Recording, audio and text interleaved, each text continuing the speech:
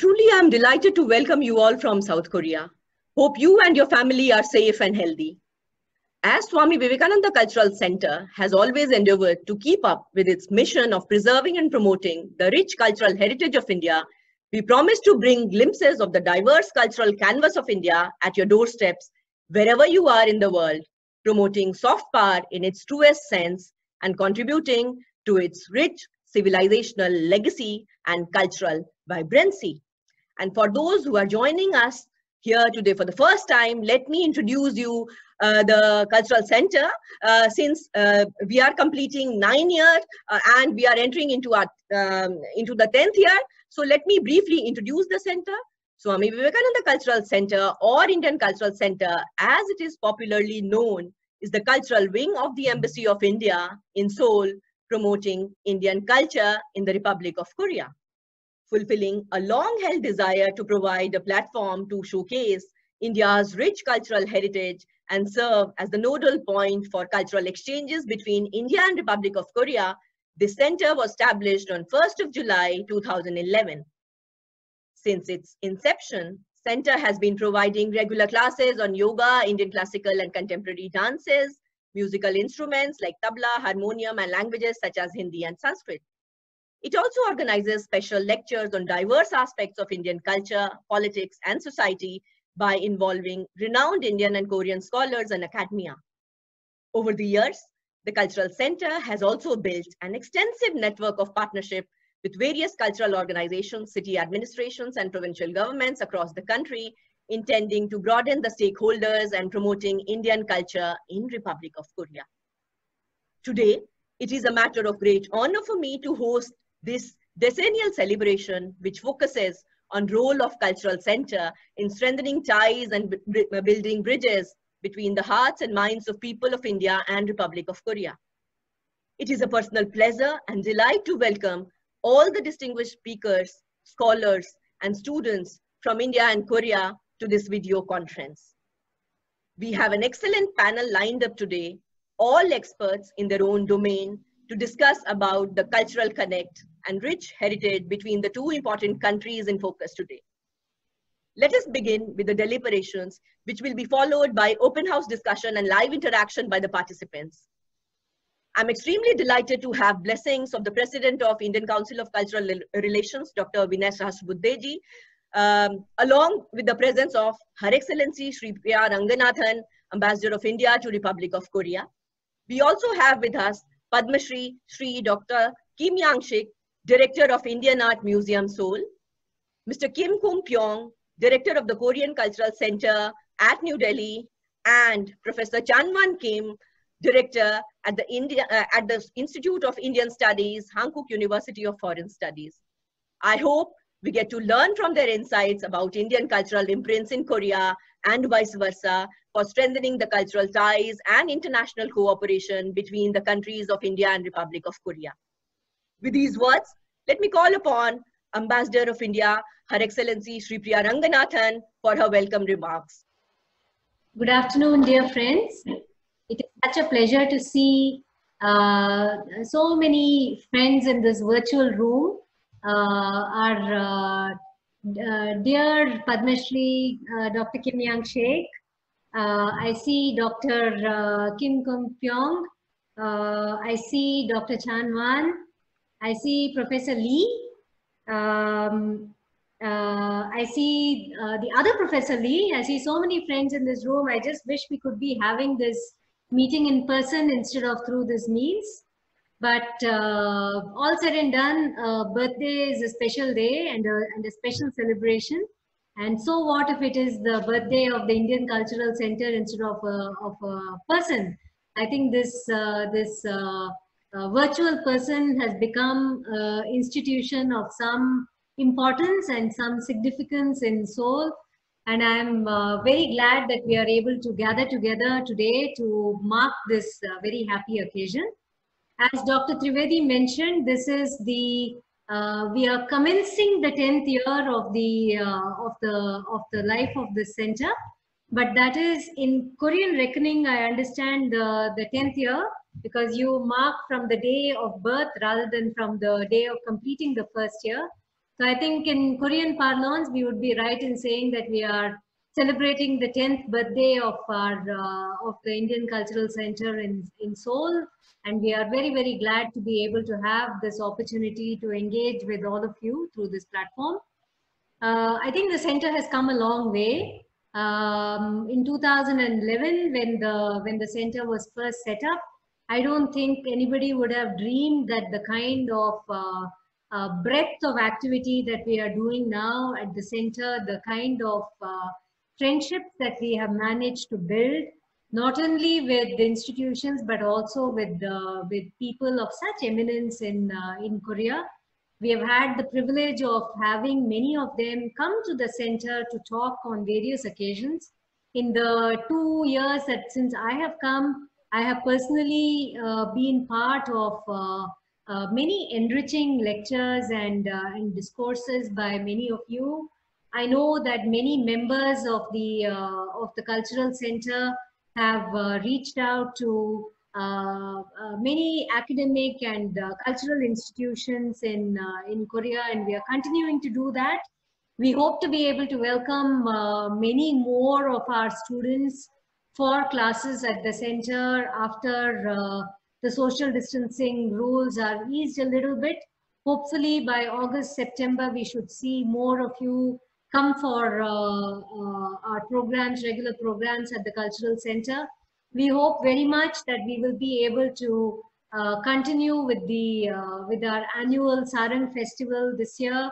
I don't know how much we will be able to do live because we don't know how many people will actually come for our dance and music and film festival that we've been organizing with so much of enthusiasm and panache over the past few years.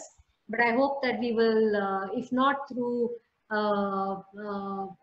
physical events, we will at least do something online, and go back to our regular Sarang festivities from next year again.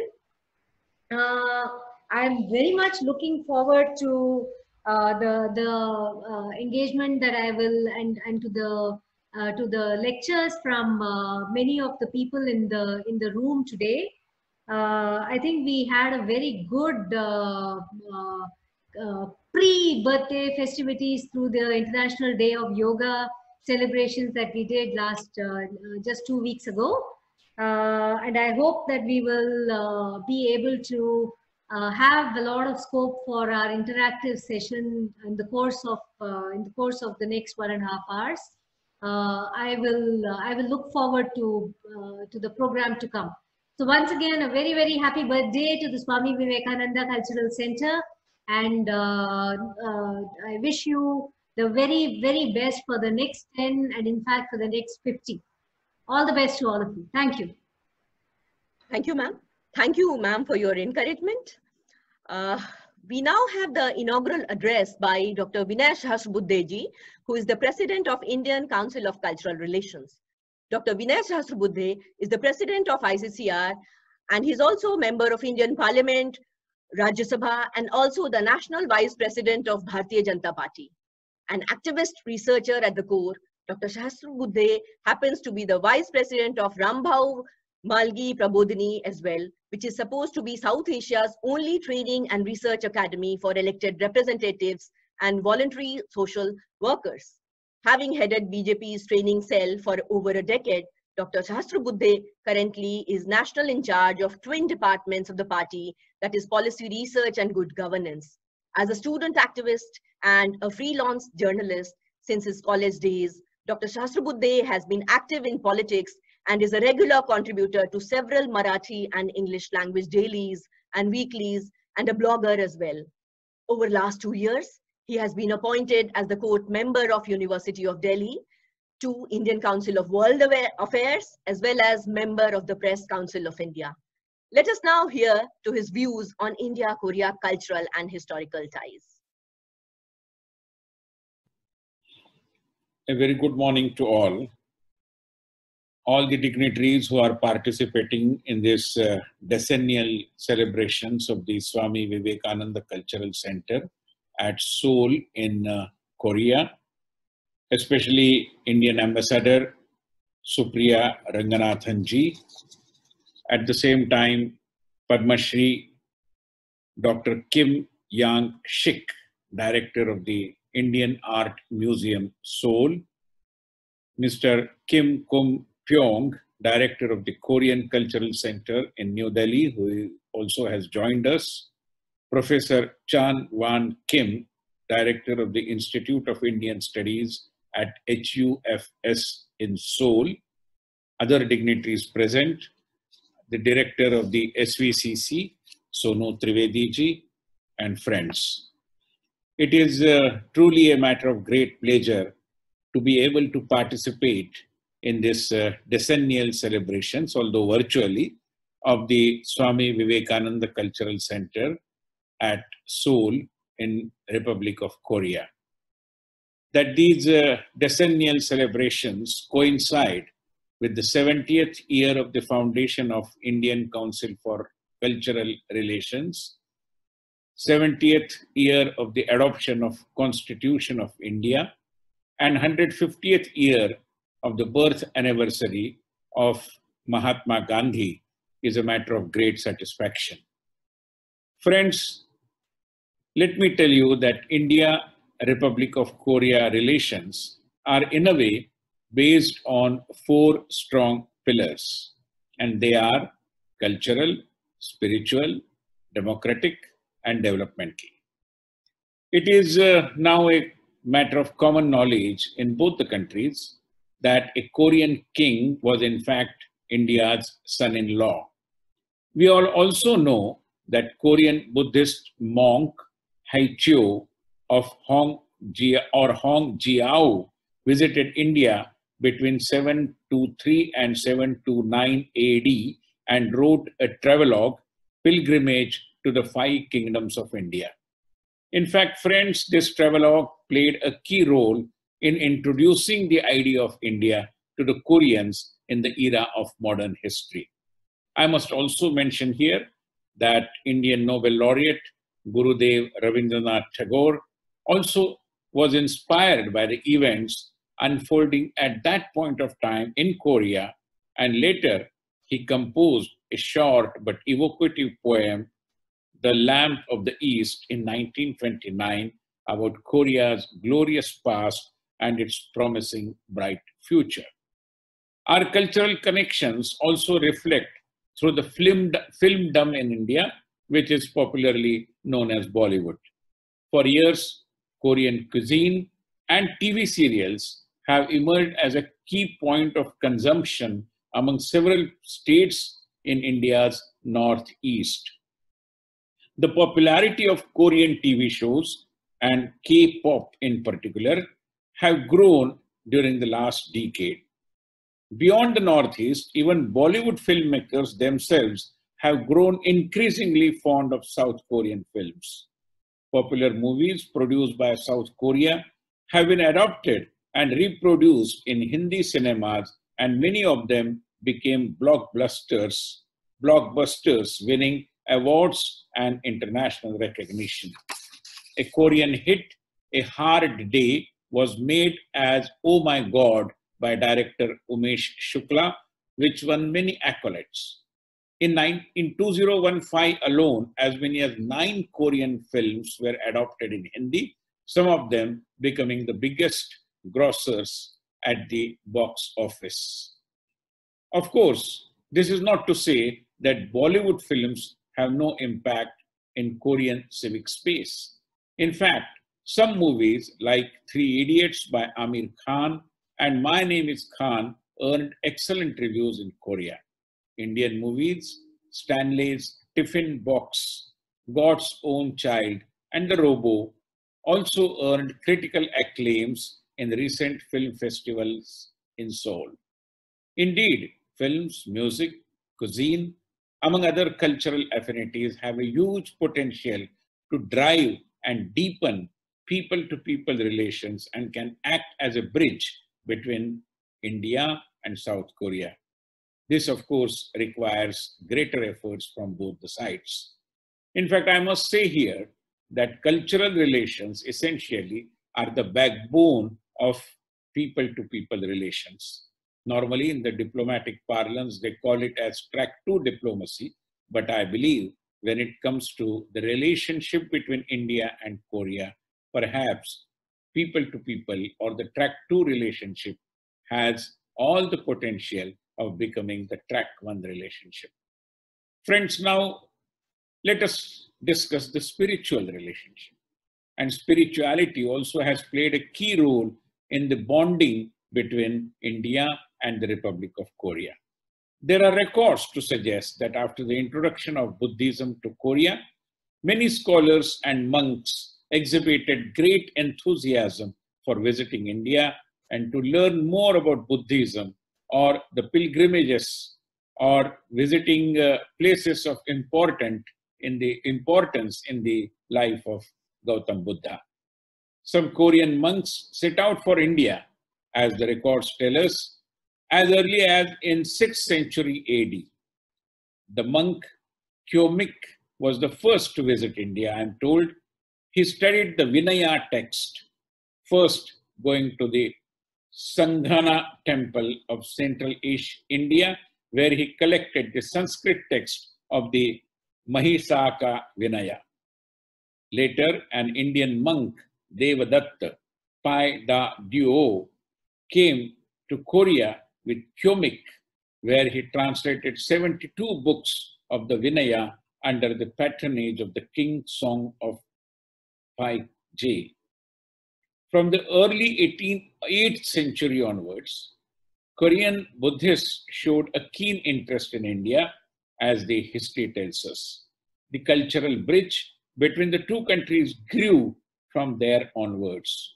Buddhist monks being credited for nurturing this relationship is a matter of fact. Biographies of eminent monks of the Tang dynasty in this part of the world recorded the brief histories of some 56 pilgrims who went to India. Among these was a prominent Korean monk as well. One of the most unexplored areas of cooperation to strengthen ties, as the researchers in Indo-Korean relationship tell us, is democracy. In Asia, India and South Korea are strong democracies. They share common values and have been seen above convergent interests in the region. As middle power democracies, as what they say in Asia, where there are growing and the common threat from authoritarian non-democratic powers, and we know all of them, democracy building and cooperation can be a critical platform. The region, which is already experiencing the evolution of a democratic bloc in the name of Indo-Pacific Quadrilateral involving India, Japan, Australia, and the US, needs the support of other middle powers. And I'm sure the support will definitely come in the days to come. A steady decline of liberal democracies, the rapid rise of authoritarian regimes in certain parts of the world, and the growing uncertainty over the continued support of advanced democracies, and a host of other factors have contributed to the rising relevance of non-Western democracies, or what they call as middle powers.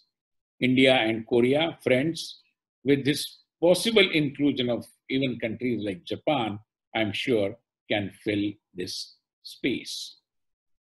Now I turn to the developmental relationship.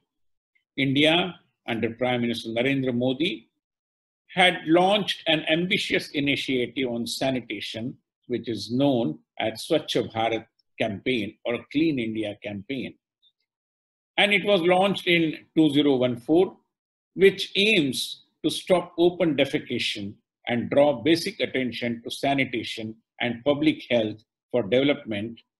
And it has caught global attention. For instance, the Bill and Melinda Gates Foundation awarded Prime Minister Modi their highest award for the Swachh Bharat. In this context, both the countries, I'm sure, can work more closely. South Korea's Samuel Undong or New Village Movement is worth studying, I'm told. I'm also told that this New Village Movement encourages self-help and volunteerism for households and schools to clean up their neighborhoods. The movement has had a huge impact on improving several sectors of the economy apart from rural health and livelihoods. India is also experiencing similar developments. While the Korean experiment was undertaken in a different socio-economic context and may not exactly suit Indian conditions, I am aware, but still I believe that Indian civil society, government and non-government agencies can explore the possibilities of working even in this field, which I would describe as development diplomacy. Lastly, in the 70th year of Indian Council for Cultural Relations, I urge upon our friends in Seoul to help the Swami Vivekananda Cultural Center to strengthen further India-Republic of Korea relations and take them to a new height. I'm sure in many more decades to come, Swami Vivekananda Cultural Center will work as a powerful instrument and would successfully add many more dimensions to our bilateral relations. I wish the Swami Vivekananda Cultural Center and all our Korean friends associated with it a great success. Thank you very much. Namaste. That was the message from the President of Indian Council of Cultural Relations.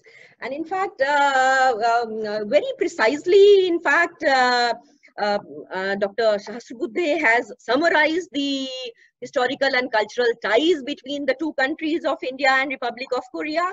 He began with the description of the cultural and historical linkages about the princes from India coming to Korea, settling here. And then he talks about the spiritual connection and how Buddhism was the connecting link between the two countries. From there, he moved over to democracy and how India and Korea, both being democratic societies, have this democratic ideal which is common. And in fact, this can be a building block for cooperation between the two countries. And finally, he focused on a very important aspect, which was development diplomacy.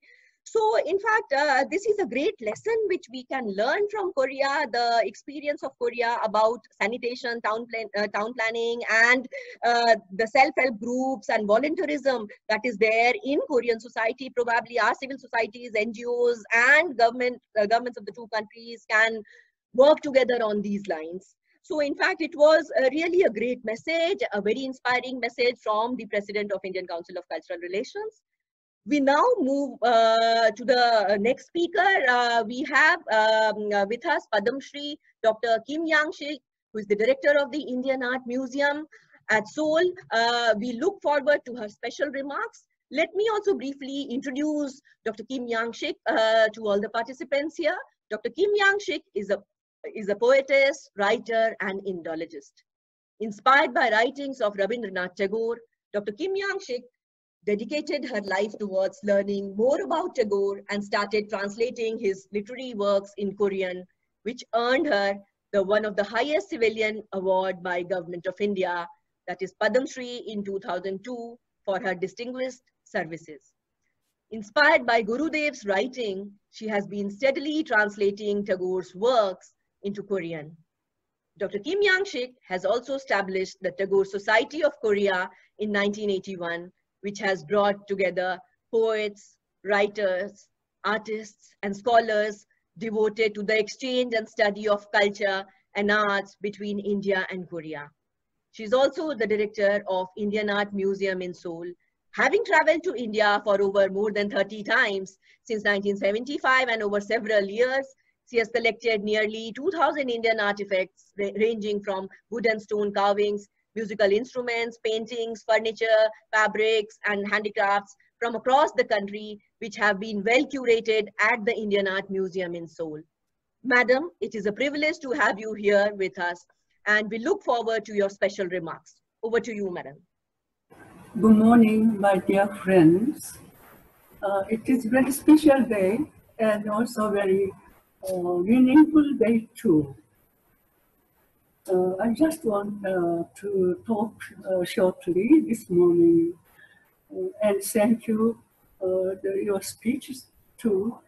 Again, I thanks again.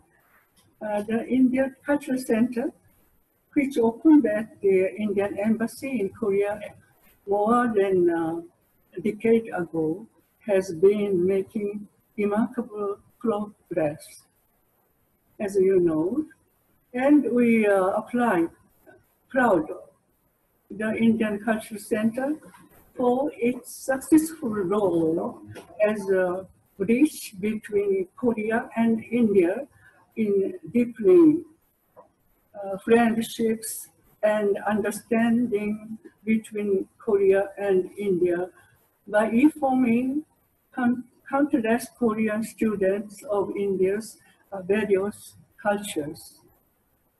And also, we, India Art Museum, have tried with the Indian Cultural Center to achieve it.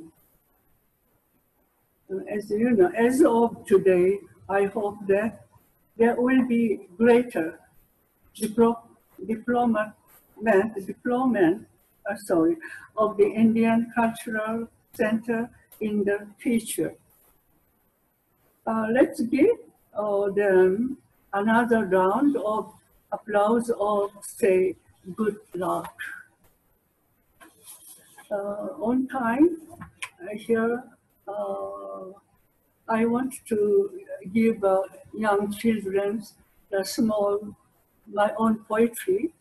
I want to recite this time for you and for all the children, students who visit the Indian Cultural Center to study for their class, something like yoga and painting for every part. Now, I like to recite for the children and for our friendship too. In June, you see over there a boat sailing at the edge of the sea. Looks like a flower, decorated shoes of yours, filled with your dreams. You see over there, we are shining and silver sand, and hollowed by the footprints of your mother and you. Doesn't midsummer's refreshing joy spring up? It's one of the from my heart. The congratulations to all the people, all my friends, for all the world too. Thank you very much.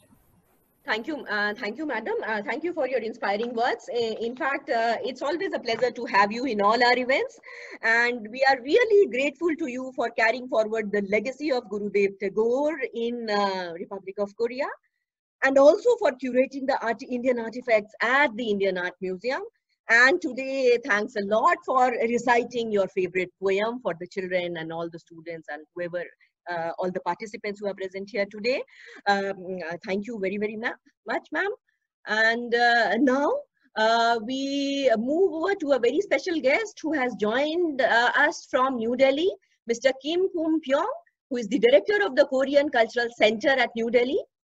Mr. Kim Kum Pyong has been the director of the Korean Cultural Center in India since 2011. During the last 1 decade, he has truly acted as the cultural ambassador of his country in India, in playing an important role in promoting India-Korea cultural links. He has held important positions in the past also. Prior to his posting in India, he was the cultural and press attaché in Japan and first secretary, culture and press to the European Union, along with the director in planning and management section at the National Institute of Korean Language. We are extremely delighted to have you here with us, and we look forward to your remarks. Over to you, Mr. Namaskar, Ambassador. and friend Sonu. आज मैं आपसे मिलकर बहुत खुशी हूँ. Korean friend, 우리 저 김양식 선생님, 이거령 선생님 반갑습니다. First of all, congratulations on the senior celebration of Swami Vivekananda Cultural Center. I vividly remember July 1st of 2011 because I was posted in India April 2011. And for me, it took more than 1.5 years to establish Korean Cultural Center. We established 2012 December. So India was faster than Korea in terms of culture. India is quite strong in terms of traditional culture. So Luke's Indian Cultural Center focus on traditional culture, Kathak dance, yoga, and especially I envy Indian Sarang Festival every year. But we, Korean Cultural Center, is mostly focused on contemporary culture. For example, K-pop, K-drama, and some game, and what else? Webtoon like. And recently we are running K-pop contest all India in online. More than 1,350 entries enrolled their song and dance video on the website. And we'll have regional round of contest in 18 cities in India. But one day I hope India, Korea some competition regarding Poshampa, Gulidenda, Pitu, Ratu, like traditional games. I found when I came 2011, we are sharing those kind of traditional culture. Especially I'd like to mention Queen Ha. In 2018, Korean First Lady came to India. And the response from India was way beyond my expectation. I deeply realized that national relationship can be upgraded by historical and cultural bond. And this memorial, Queen Ha Memorial, will be completed on this December, middle of December. So I hope both embassy, both cultural center, try to promote the symbolic icon of friendship to the public, I hope. And I have some suggestion to promote friendship between the two countries. First of all, Korean and Hindi as a second or third language in India and Korea. Actually, many of Indian youngsters are interested in Korean culture. So now more than 18 universities are teaching Korean, and we established 7 King Sejong institutes. So there are also, and recently, hear me? Hello, hear me? Yeah, you are audible. Okay. Recently, 17 Indian schools are having Korean language courses and regular and hobby courses. And this August, we'll have a teachers training course for Indian youngsters who are speaking Korean.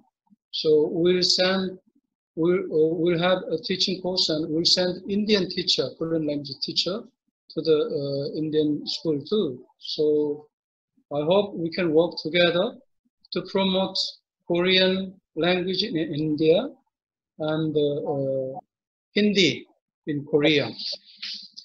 Let me tell you one thing. In Korea,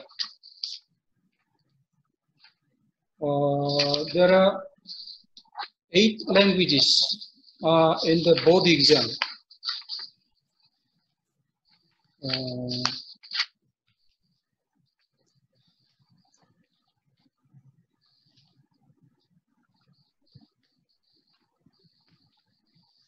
For example, Japanese, Arab, German, Vietnamese, Russia, Spanish, Chinese, French, like as a second language in Korean board exam. So why not include Hindi in Korea? And in India, there are 10 foreign languages, Arabic, English, of course, French, German, Japanese, Nepali, Persian, Russian, Spanish, and Tibetan as included in the second language board exam. So I hope if we work together, then we can add this agenda in the summit, upcoming summit, to include Hindi and Korean as a second language, official second language of the 2 countries. Secondly, I'd like to encourage Indian side to send English teacher to Korea. In the SEPA, still English teacher from India is not somewhat, there are some barriers to come to Korea. But from my point of view, I have been almost 30 countries all over the world, but Indian English speakers are, how to say, most confident in this world. So this way of English speaking style, I'd like to import from India to Korea. Frankly speaking, Korea is still one of the worst English speaking countries. So we have to learn from India how to speak English as just a media or a communication medium. Last but not the least, I'd like to suggest media exchange. Actually, 2014, 2 governments signed the MOU to exchange journalists between India and Korea. But unfortunately, just one time, some exchange was implemented. The image of Korea in India is very good. Almost 88% of Indian public have positive image towards Korea. But I'm not sure the image of India in Korea. And mostly the journalists, they like some bad news on Indian news.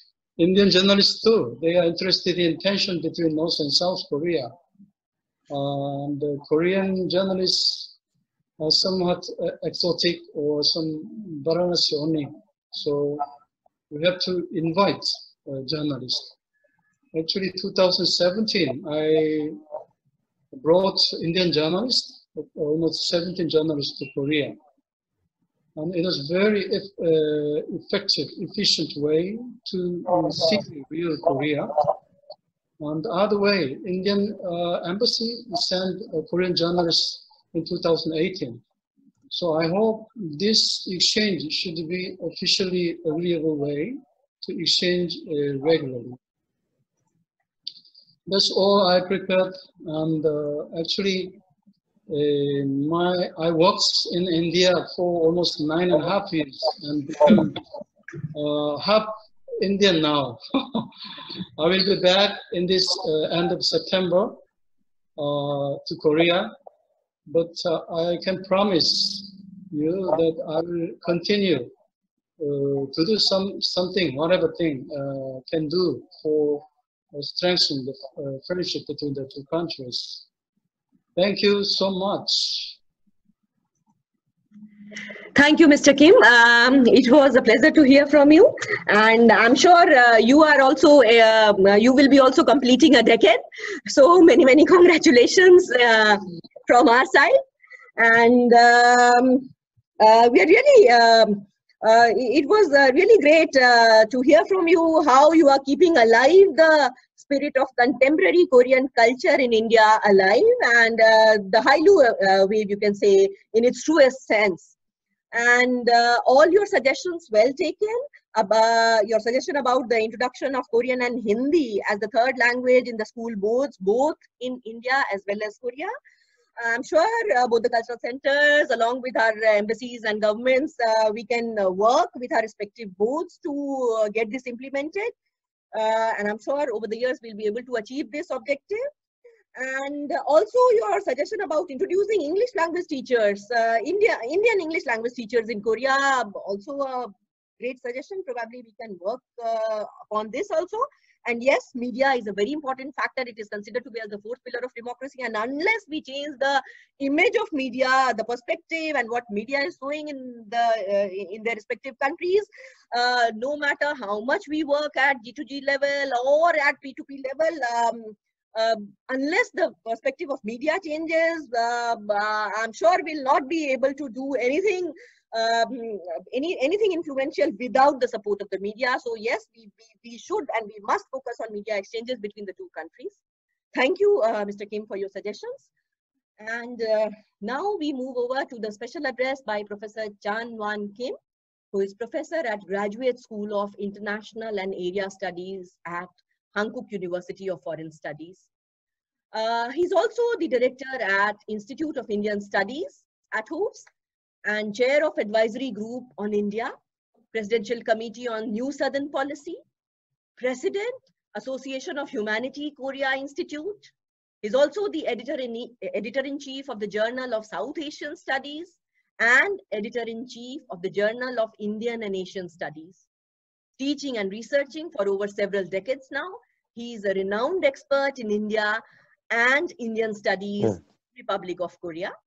Professor Kim is also a member of several national and international forums. He has written extensively on India by way of books, articles, and research papers, and has participated in several national and international conferences. Professor, it is an honor to have you here, and we look forward to your special address. Over to you.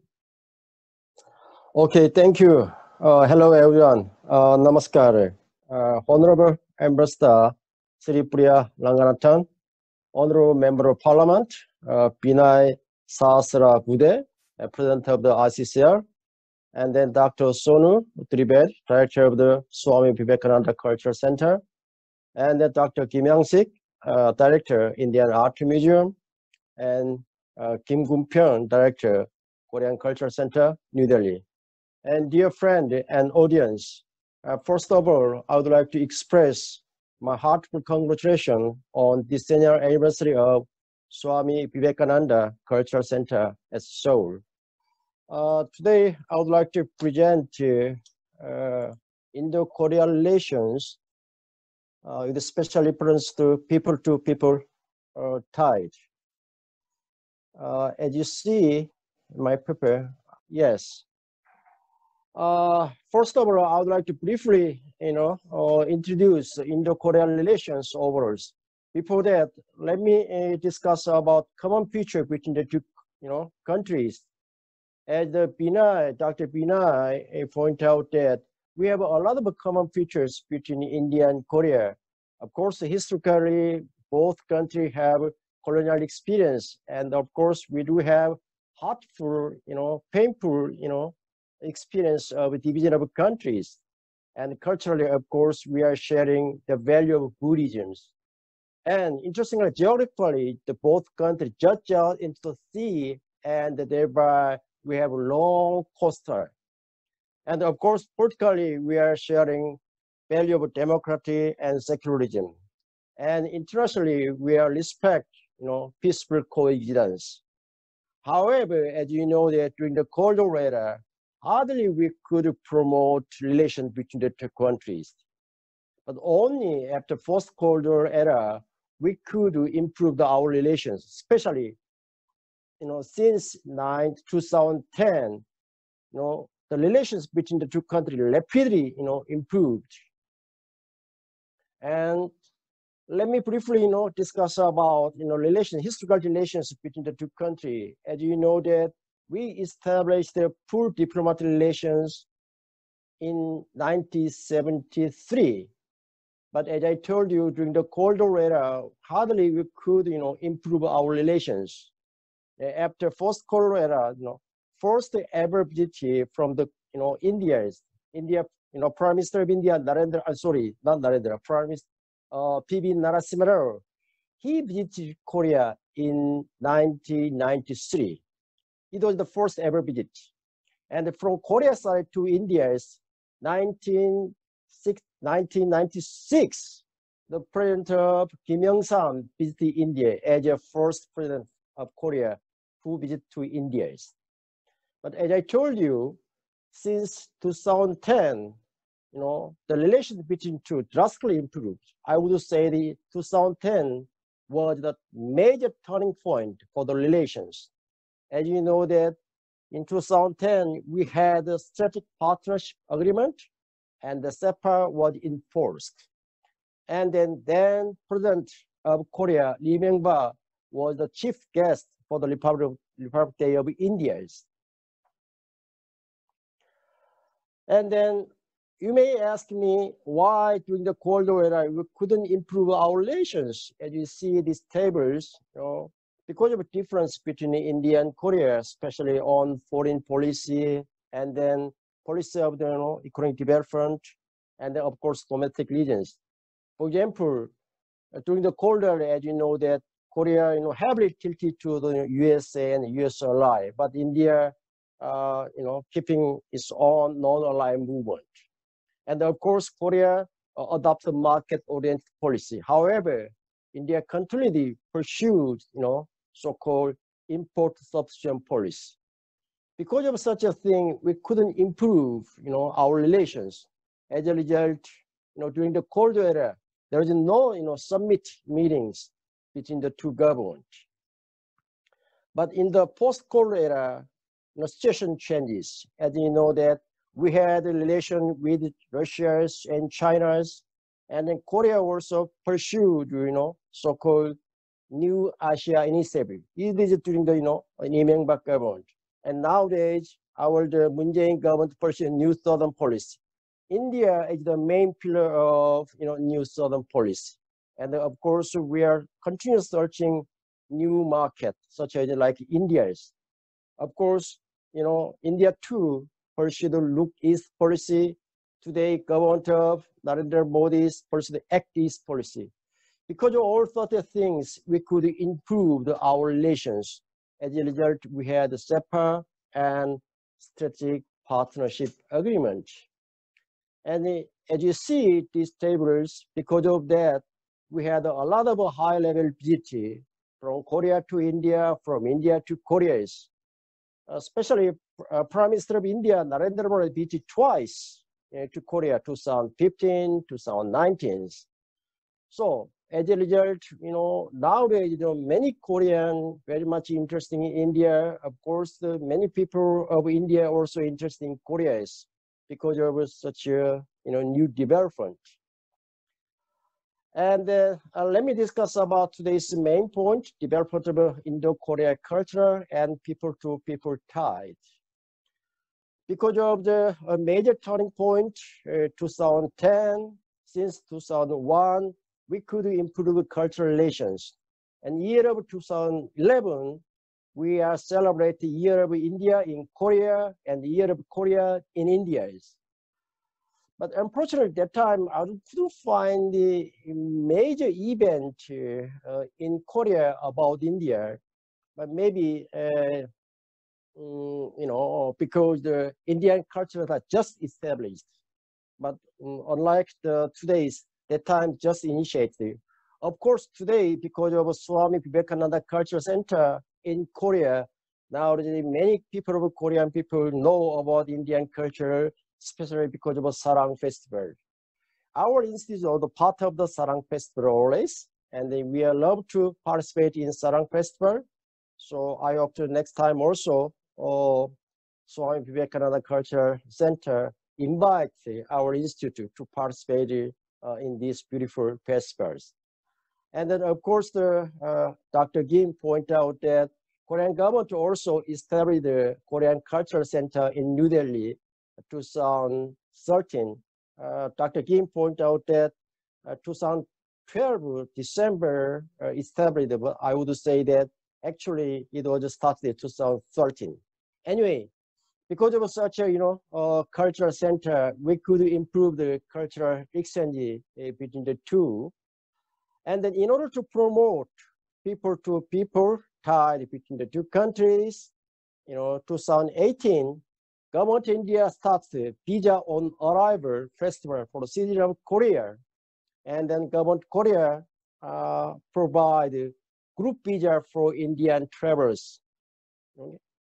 And then, this year, as you know, that Yu-Gi-Oh, Korean War, on the occasion of the 70th year of the Korean War, Government India supposed to establish the Korean War memorials at the Kautilya Marg in New Delhi. But I haven't heard any news from India whether the Government India complete the Korean War memorials. Okay, I sincerely hope that I can hear such a good news from India. As of last year's, around more than 13 Indian living in Korea. And then I tried to find out how many Korean living in India, but I couldn't find specific data either from the Korean embassy in India or even Korean cultural centers or Association for Korean community in India. So Dr. Kim, this is your responsibility to provide such a data in the website. But India embassy provides such a data. So anyway, let me know how many Koreans living in India at this time. Okay. Anyway, this is the brief development of the Indo-Korea culture and people-to-people ties. And let me suggest, of course, I do want to suggest a lot of things, but because of a lack of time, I want to point out two things. First, we need to promote tourism. So far, both countries had failed to attract tourists from each other's soils, even though we have a lot of attractiveness. As of 2017, around 24 million Indians travel to all over the world. However, barely 110,000 Indians come to Korea and enjoy the beauty of Korea. And from Korea side, around 26 million, almost half of Koreans, travel to all over the world. But only 140,000 Koreans travel India. Even though Korea shared value of Buddhism, India is a home of Buddhism, and then beside that, there are a lot of beautiful things which India can attract. But unfortunately, so far, only India hosts 140,000 Korean tourists. So for Korea, India is ranked 60th. And for Indians, South Korea is ranked 117th. So according to the ASEAN Community News. So that's why I would suggest that let us have some kind of stopover tourism. As far as I know that a lot of Indians travel to North America vis-a-vis the Koreans. So whenever Indians travel to North America, Canada, or America, even Latin America, they may stop over in Korea and enjoy a week. Or if they do not have enough time, maybe at least 3 days or 4 days in Seoul. This kind of special visa we could provide for the Indian travelers, especially who are going to North America. While, of course, while they're coming to India, of course, they also can stop over in Korea. Same kind of stopover tourism we can promote from India side. And you know that many Koreans travel to Europe or Arabs, Middle East. So while they go to Europe and Middle East, of course, government India also provides such a type of tourism. So likewise, let us promote, tourism between the two countries. So far, we couldn't, materialize such a, beautiful, sightseeing of the both countries. And then another, I would like to suggest that we have to promote, provide platform for the 2030 generation of the two countries. For the future of the Korean relations, young generation have to interact each other's. 20 years, 30 years generations, who are now, living in universities, who are actively participating in society as young generations. But hardly I could find such a platform for the 2030 generations. Depend on 2030 generation, I would say the future of Korea will be improved or not. So let us think about how to provide a platform for the 2030 generation of India and Korea. Our institute, 11th August, coming 11th August, we are going to have Indo-Korea 2030 forums. In fact, last year, I suggest ICCI to sponsor Indo-Korea 2030 forums. Anyway, we are going to initiate Indo-Korea 2030 forum. So I do hope, sincerely hope, government India fully participate and support and interact with us to promote, Indo-Korea 2030 forums. Anyway, let me conclude to strengthen people-to-people tie. As you see, in order to strengthen people-to-people tie, we have to provide first physical connectivity. So when you discuss about physical connectivity between India and Korea, of course, we can think about air route.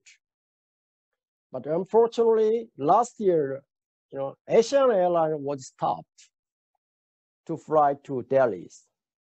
I really hoped very soon Asian Airlines resumed its flight to Delhi. Only today we have two airlines, Korean Airlines, Air India. So it's not enough to promote people-to-people contact to have only two airlines. And that two airlines was just Mumbai and Delhi.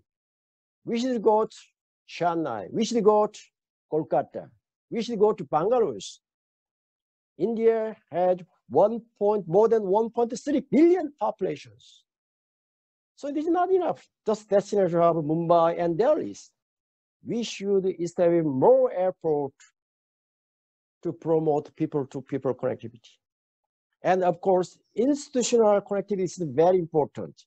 Even though you have physical connectivity, it's not enough without having proper institutional connectivity. Of course, as I told you, we do have, visa on arrival facility and group visa for Indian tourism. And this is not enough. Maybe we may think about to exempt the visas for at least, those who are, really interested and want to major on India. Like me, as a specialist on India, professor on India, it's really hard to get visas. Every time I have to get visa. Wherever I go, I have to get visas. So government have to provide a special visa such a, expert. Of course, Korea too. Those who are interested in Korea, those who are major in Korea, on Korean studies, we should provide special visa for them, for long-term visa at least. If we provide such an institutional connectivity, I do believe that we can promote people-to-people connectivity. Likewise, we can increase our relations If we increase such a people to connectivity, then we can enhance understanding and cooperation among the people naturally. Not only understanding and cooperation among the people, but also we can enhance good governance for and competitiveness of the two countries. And after all, because of people-to-people connectivity, we can enhance well-being and livelihood of the India and Korean peoples. As a result, finally, we can build Indo-Korea community.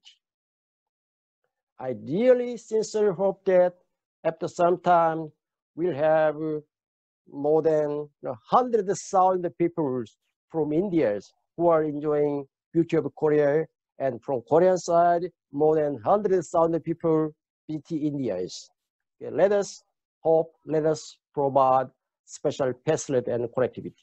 Thank you. Thank you very much. Namaskar. Thank you. Thank you, Professor Kim. It was really a delight to hear from you. In fact, it was truly a presentation by a political scientist. And very rightly, you pointed out, you began with the common features between Korea and India, and then giving the overview of the bilateral relations between the two countries and how the Cold War politics influenced the political relations between the two countries in the initial years, and now presently India being the key factor in the new southern policy of the President Moon's government. In fact, your suggestions for building up the physical connectivity, people-to-people connectivity, and institutional connectivity, and your ideal of building up an Indo-Korean community is really great. We have with us Ambassador of India, Her Excellency Shripriya Ranganathan. Probably, ma'am, you would like to comment on some of the suggestions that came up in Professor Kim's presentation, and also the remarks which was given by Mr. Kim, the director of the Korean Cultural Center in India. They have given some very wise suggestions, probably some workable, and as the Ambassador of India, probably, ma'am, you would be in a position to comment on that. Thank you so much, Sonu. I think director of KCC in Delhi has put forward some very practical thoughts in his presentation. Some of these things, Director Kim, are actually proposals that we have constantly been taking to your government, and we will look forward to your active support in this cause once you come back to Seoul as well.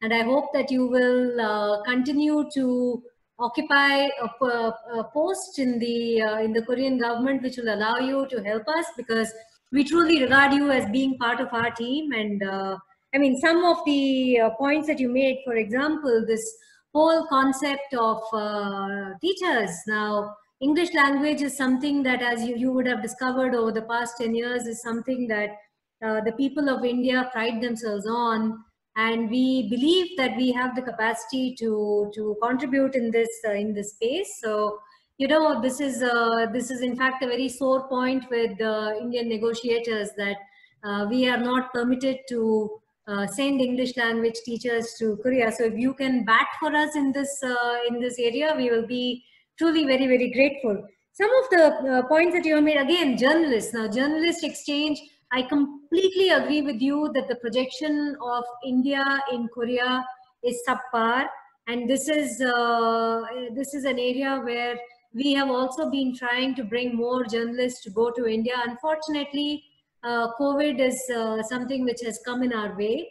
We had some very good plans for such journalistic exchanges in the course of 2020, but we have been forced to move that into 2021.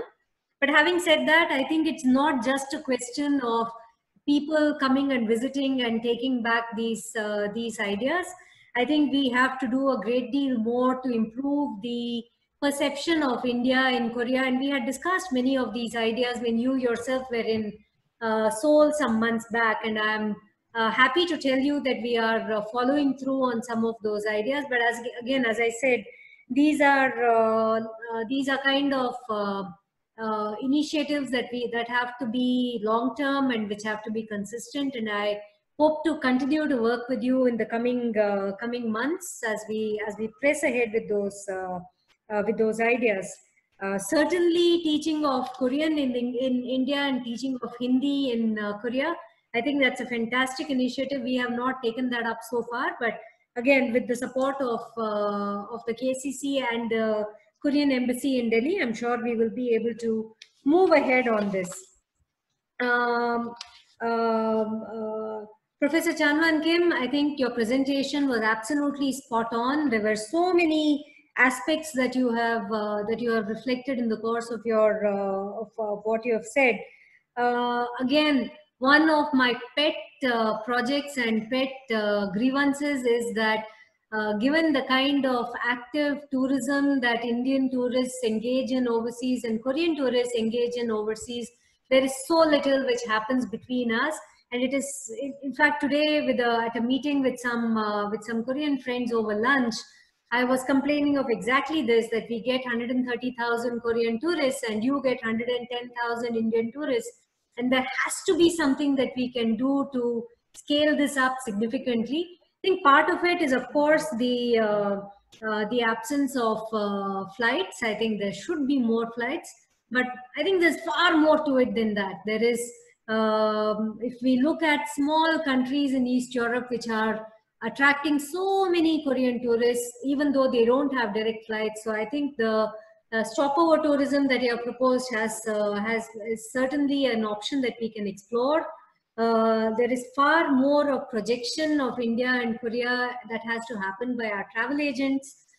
We had a lot of plans again this year. Our Ministry of Tourism had a very, very aggressive, incredible India from Korea campaign, which had been planned, which we have been forced to postpone because of the kind of disruptions caused by COVID.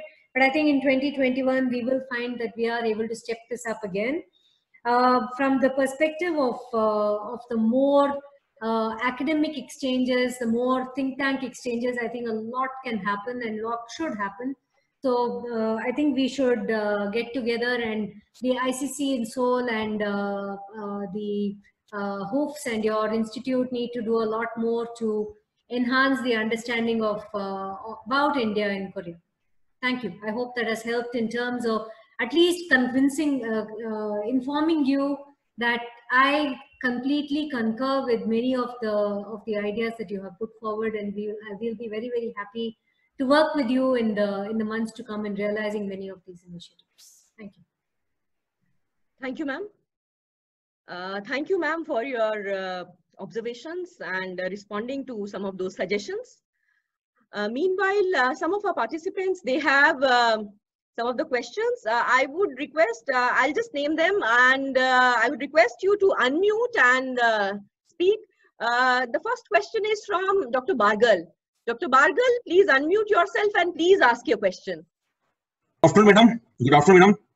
Actually, my question is Indian-Korean relations is from ancient time, but as per the study of Professor Kim Chen-Wan, there are very less tourists visit to in each other countries. So what it should be increased in coming years. What are the planning of both the countries, madam? Do you want to ask to any particular speaker? Professor Kim. Okay. Maybe Professor Kim, we will collect some of the questions. Let us collect some of the questions, and then you can respond. Dr. Nitish, I see a question from Dr. Nitish. Are you there? Yes, ma'am. Yeah, please unmute and ask your question. And please introduce yourself and please name the speaker who your question is addressed to. Right, madam. Ma'am, I am Dr. Nitish from NIT Tiruchirappalli. I completed my PhD from IIT Roorkee, and now I was looking forward for some postdoctoral positions and having some Indo-Korean opportunities. So I would like to ask anyone who can guide me in this matter.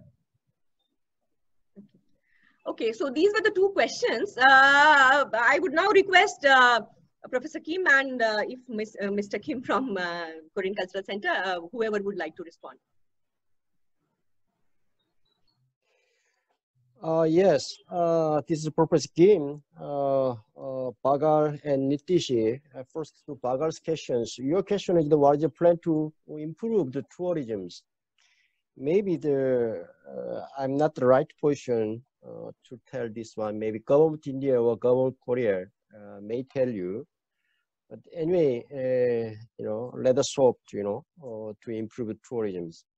And for Nitish, postdoctoral program, I guess that you are interested in studying in Korea. So we do have the Creative School of International Area Studies, where we have MA and PhD programs. So if you're interested in studying in Korea, please let us know. Okay? Yes. Thank you. Thank you so much, sir. Thank you so much. Then we have from Dr. Islam, Dr. Madul Islam, are you here? You have written your question, but yes, you can ask it live also. Can you hear me? Yes, yes, yes. Yes, I'm Dr. Madul Islam. I closely work with Kim Young-sik ma'am, and long back we had signed MOU with Viswabharati University to open a Korean department. However, due to some technical issue, it does not go forward. So I request Indian government to look into this and see this department can be opened. I think Kim Young-sik ma'am also can and put some input on this also. Okay. Thank you. And let's collect some of the questions. Dr. Deepanjali. Dr. Deepanjali, you have a question? Yes, yeah, please ask your question. Good afternoon to one and all present there. I'm Dr. Deepanjali Mishra, and I am Associate Professor in Kalinga University of Industrial Technology. I would like to ask one question regarding Buddhist studies. Currently, I'm working on Buddhism and the similarities which is there in the Indian Buddhism and Korean Buddhism, specifically Korean Buddhism. So I would like to get an opportunity to work in Korea and also visit some of the various sites of Buddhism. I was there in Busan, so I wish I could get an opportunity to study there. That is my question, ma'am. Question to any particular speaker you would like to respond to? No, ma'am, no, not to any particular speaker, but it is common to all the esteemed delegates. It's common to all the esteemed delegates. Okay. I see a raised hand by Mr. Suyash. Mr. Suyash? Am I audible? Yes, yes. Okay, this is Suyash Kumar Jha from Delhi School of Journalism. So I was listening to the conversation, and one point which was not quite raised was the diplomacy of joint ventures, because India and South Korea, both countries, as Dr. Sahasrabudhe also said, that we have developmental ties as well. So one area of cooperation can be in joint ventures, in 5G technology with India, Huawei, most probably out of 5G, 5G technology in India, starting 5G trials in India, and South Korea being among the front runners in 5G technology, and there are many other areas as well, defense and so on and so forth. So, what are the chances of joint ventures and technological partnership becoming a significant area of cooperation, increasing diplomatic ties between India and South Korea? Any of the two distinguished professors can address this question. Okay, let's take one last question. This is from Ms. Somadatta. Ms. Somadatta, please, you ask your question.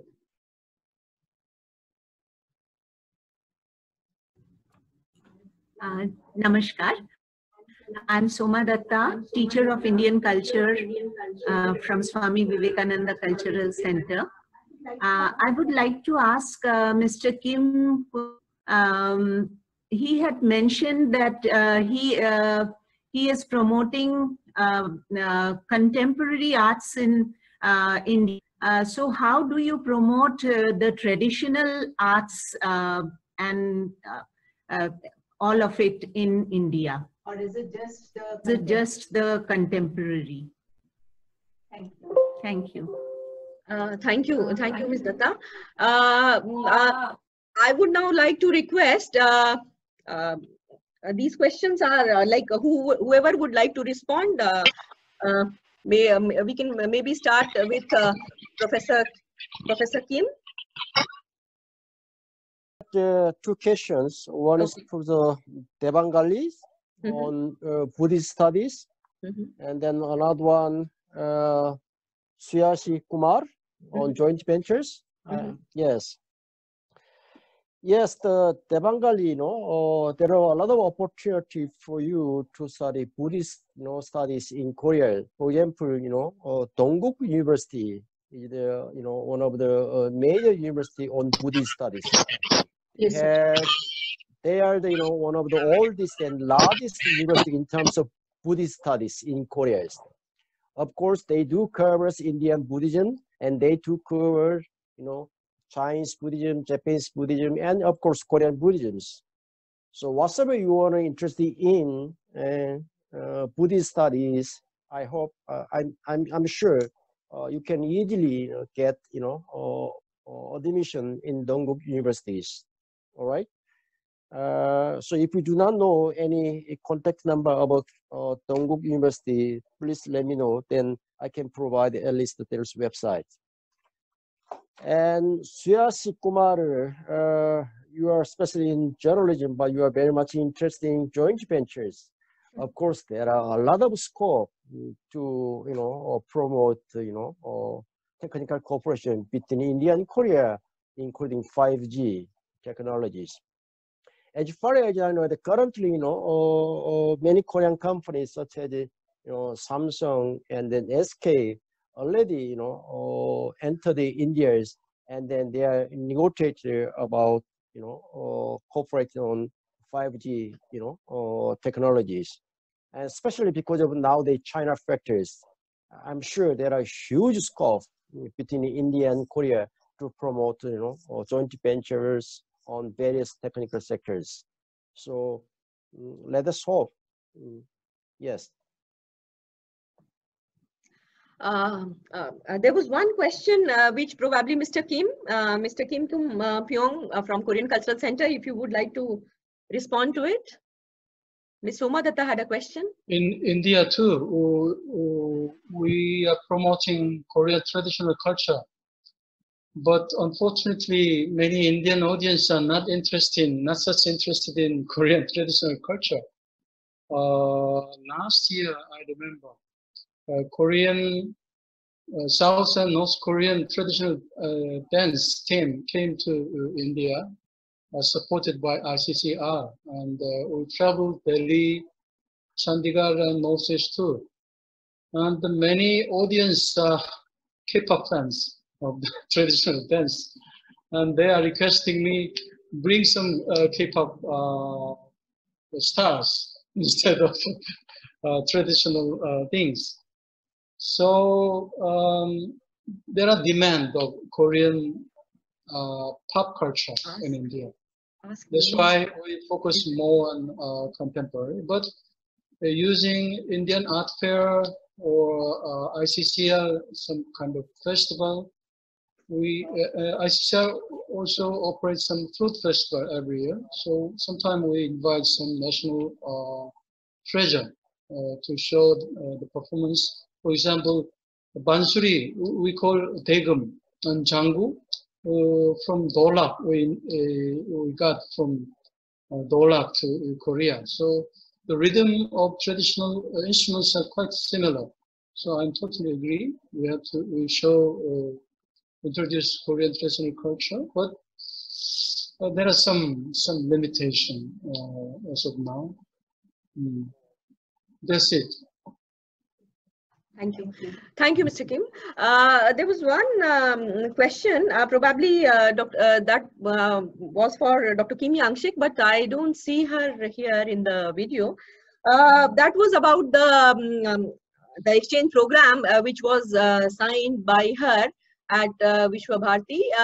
And yes, we take your suggestions also seriously, and we will try how exchange between India and Korea regarding language exchanges can be done more effectively. Another question is by Mr. Manav Singh, but probably will not be able to take it right now because of time constraint. Mr. Manav, probably your question is just related to future of KGSP schemes. So probably you can get in touch with the embassy there in Delhi. They will be in a position to answer to you. And let's now wrap up this discussion. In fact, we've had almost more than 80 participants throughout, and we had a very enriching discussion. We can go Soro, on and excuse me, on. Soro. Yes. Hello, excuse me, Soro. Yes. People end up of this conference. Let me tell you one very important thing. Yes. Yes, to promote Indo-Korean relations, Yes. especially on cultural aspect, in broad terms, we have to promote, Indian studies in Korea, not only Hindi and then Yes. languages, Yes. but also we have to promote, Indian study as a whole. Of course, from India side too also, they have to promote, Korean studies as a whole. Yes. Recently, our institute, had, a writing contest from all over the Koreas. So around, 26 Korean university students participate in writing contest of our institute. And most of the, writing on Indian economies, Indian politics, Indian societies. It means that they are very much interested in Indian studies. Yes.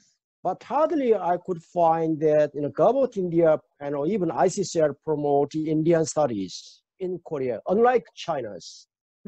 So I repeatedly say that this is really important task of Government India to promote Indian studies in Korea. Of course, it also is task of the Government Korea to promote Korean studies in India. Only then we can increase, people to contact and academic exchanges. Otherwise, if we just highlight languages, I don't think we can enlarge, expand, the people to be contact, right? And today is 24th century. Many young generation very much interested in Indian studies.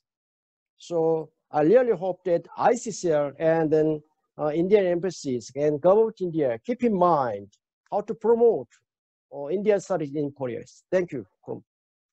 Thank you, Professor Kim. Thank you very much for your suggestions. In fact, we also have, that is why Mr. Kim from Korean Cultural Center also joining here. So, in fact, we will take your suggestions very seriously. And in fact, it is with that idea in mind that we are having, in spite of the physical distancing norms and travel restrictions, we are having these webinars so as to sensitize people. And once we are able to move and extend our outreach activities, we would like to go out to various universities in Korea and try to introduce at least about Indian culture, Indian politics, Indian economy. Soon we are also planning to have some workshop also, so that at least some awareness is created, and say then over a period of 1 or 2 years, at least we'll be able to introduce Indian studies in Korea.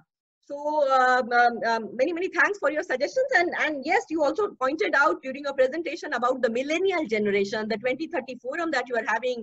That is very important, and in fact that will provide an opportunity to sensitize the young minds, because as you rightly said, that the future of India and Korea relationship lies in the hands of this 20 and 30 generation young minds. With this, let us now wrap up this discussion. And give a great round of applause to our most valued dignitaries, invited guests, and all live participants. In fact, all together, we had consistently around 80 of them. Sometimes it was even beyond that. But yes, many thanks to all the participants, the presenters, and all the other invited guests. As we are entering into the 10th year of the establishment of Cultural Center, it is my pleasant duty to express my gratitude to all the individuals and institutions directly or indirectly associated with the establishment and success of this institution. Thank you, Indian Council of Cultural Relations, for being a rock of support and specially commissioning our outreach activities for promoting India's soft power and its linkages with the world. Special thanks to the main pillar of the embassy and the Indian Cultural Center, Ambassador of India, Her Excellency Shri Priya Ranganathan. Thank you, ma'am, for your encouragement and support for all such endeavors, and to all previous ambassadors for their unstinting support in guiding and shaping the Cultural Center in its present form. Well, friends, an institution is not built in a day. A structure cannot be erected overnight. It requires meticulous planning for every detail. We have been fortunate enough to be backed by a team of very motivated and dedicated colleagues at the Embassy of India and team Swami Vivekananda Cultural Center. I extend my sincere thanks to them for their exemplary performance and enormous support in running this cultural center over the years. Finally, I would like to take this opportunity to place on record our hearty thanks to all our supporters and partners in Republic of Korea that have increased in leaps and bounds over the period of last 1 decade. Thank you all for having faith on us. We are here because you are. A big thanks once again to people of Korea who have always been so open and receptive to cultures from all across the world. Thank you. Kamsahamnida.